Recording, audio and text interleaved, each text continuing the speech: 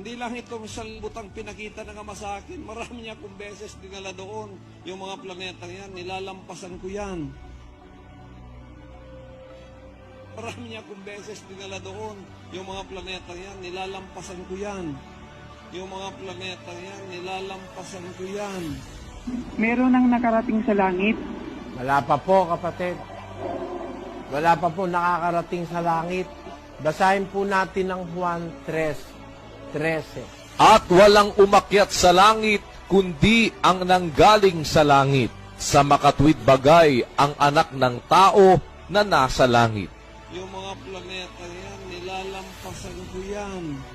Wala pa pong umaakyat sa langit, kundi mismong galing doon.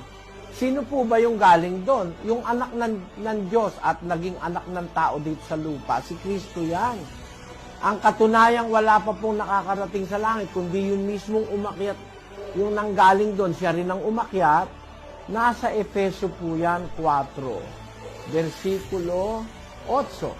Kaya't sinasabi niya, nang umakyat siya sa itaas, ay dinala niyang bihag ang pagkabihag at nagbigay ng mga kaloob sa mga tao. Ngayon ito, umakyat siya. Ano ito? Kundi siya'y bumaba rin naman sa mga dakong kalaliman ng lupa. Ang bumaba ay